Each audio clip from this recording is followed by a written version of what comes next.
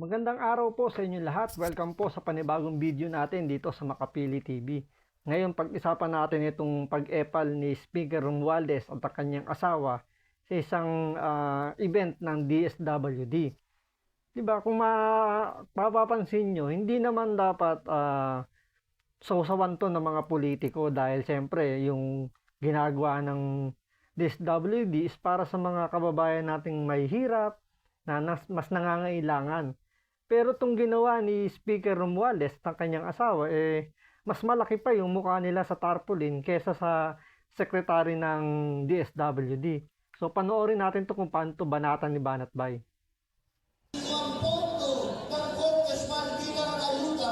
Tingnan nyo yung pagmumuka, ng mga animal na mga politiko. Ha? Sino yan, Si Speaker Romualdez.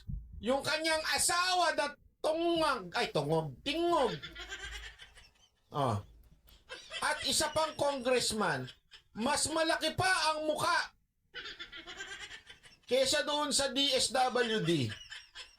Hindi mo nga akalaing event ng DSWD yan DSWD offside payout. Pero pagmumukha nilang naandun, di ba anong kaipalan yan? Hindi ako, nagtatanong lang.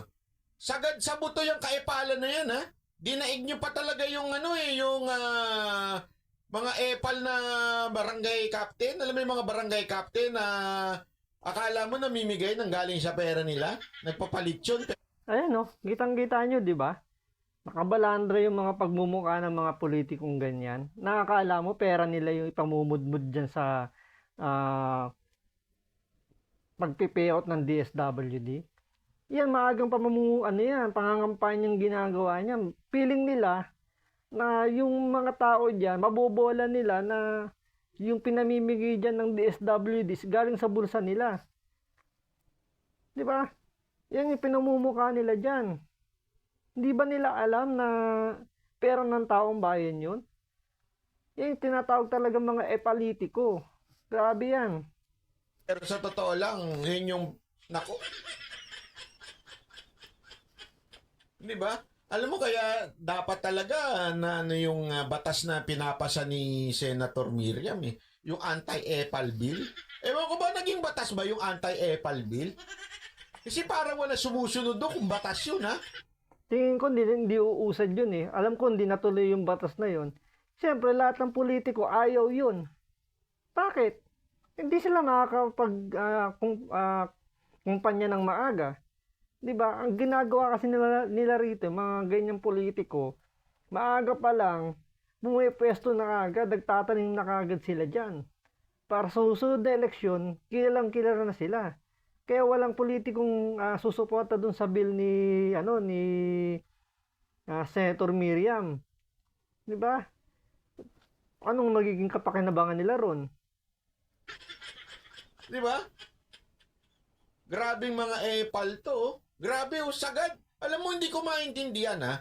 Hindi, walang biro, Hindi ko maintindihan saan sila nakakabili ng kapal na mukha. Baka nga likas na talaga sa mga politiko yung makakapal ang mukha na hindi nahihiya. Hindi nila naiisip na di naman nila pera yun Diba, mantakan yung ipaskil nila yung mga mukha nila dyan.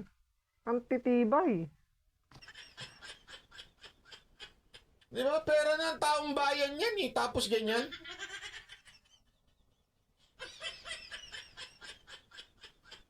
Pera ng taong bayan yung pera ng DSWD.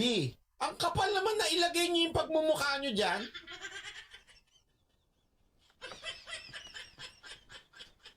Hindi ako nagtatanong Tingog party list.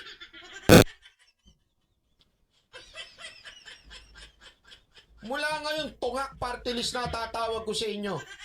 Mga tungak party list. Bakit? Wala na hubang posisyon, kaya nagtayo na lang kayo ng party list. Para i-accommodate yung asawa mo, speaker. Anong garapalan naman yan? Hindi, dyan pa lang, kita mo na yung garapalan Nagtayo ng party list.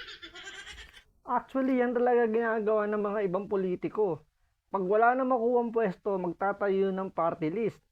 Tingnan nyo, sino naman ang nirepresent itong tingog party list na to.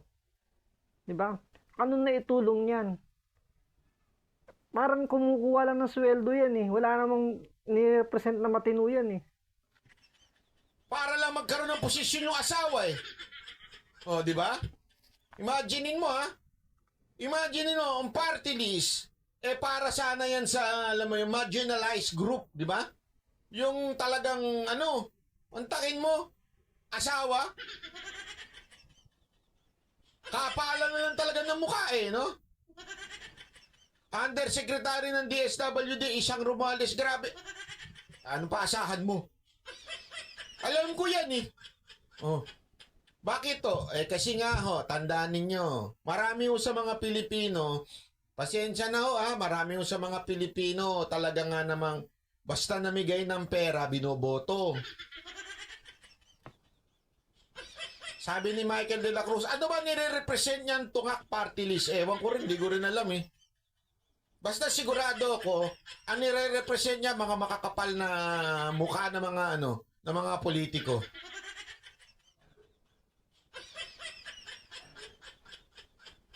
Diba? Ang kapal eh, sa totoo lang. Anong tawag? Yan yung masyadong greedy na eh. Hindi na greedy sa pera, hindi lang greedy sa pera, pati sa kapangyarihan. Pero mo, asawa mo congressman, tapos ikaw congressman ka din, tapos may susunod pang congressman sa'yo, magtatayo ng party list para lang maging congressman. Siyempre, probinsya yan. Kapag gumana yung pera dyan, mailuluklok yan. Ilang boto lang ba kailangan ng party list para makaupo? Ilan yung constituent niya?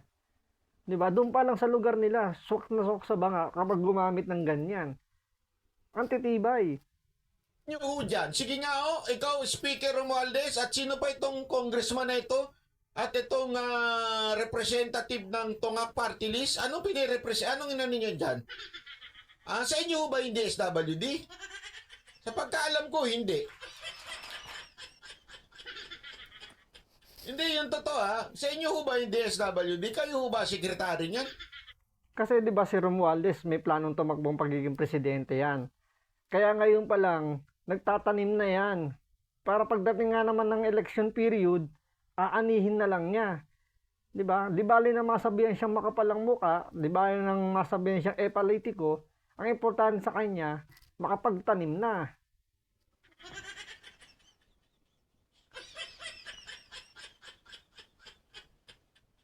Sabi nito, tatay ng asawa ni Tambaloslos ay Norwegian. Ang tanong, natural born Filipino? Hindi.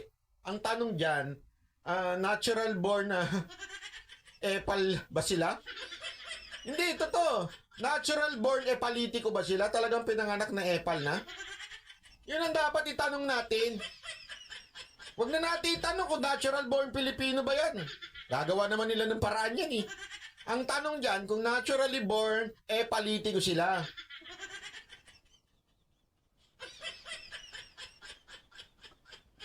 Ay, lupit na mga, ikita mo naman yung mga ganyang style. Anong tawag mo dyan?